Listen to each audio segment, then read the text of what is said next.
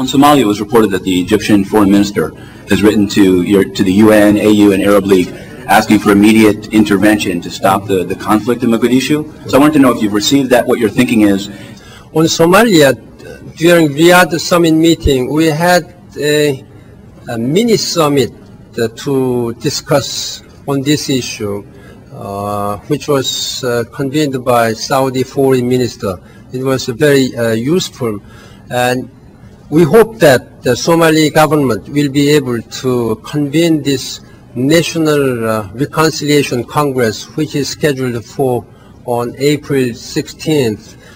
International community should continue to encourage the transitional federal government's efforts. This was some of the agreement which we had during this mini summit meeting.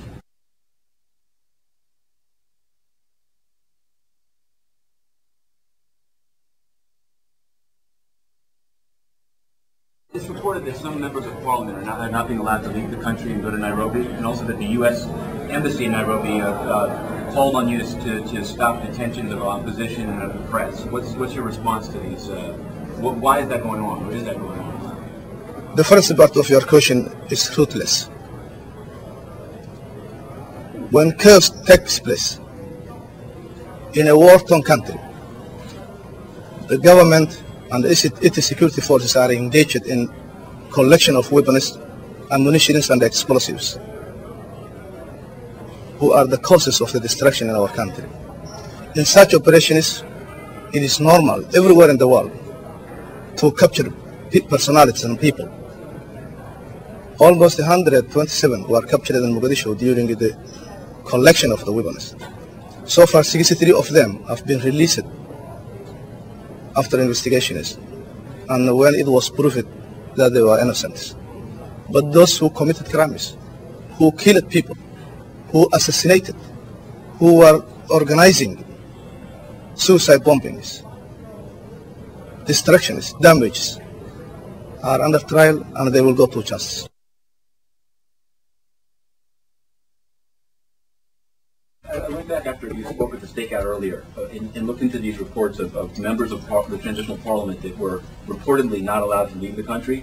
One was Osman Ali Hassan Atto, who it said was barred from flying to Nairobi, and it's rumored it's because he wanted to sue the Ethiopian troops for what he called theft from his belongings. But are you saying that none of these people? There's also one called Abdi Rashid Mohammed Hidig and Nasro Abdi Salan. Are these parliament members that are not being allowed to leave the country? What's their status? Let me correct you. Osman Atto and Abdi Rashid, they are members of the parliament.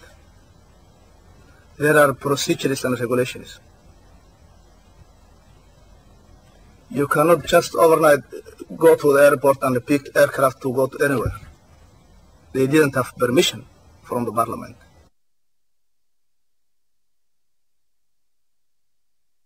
I wanted to ask you about this letter from Action Contre la Faim to you of January, where they say that they wish to alert OCHA about the real risks created in the field by mixing the need for humanitarian aid with other political priorities.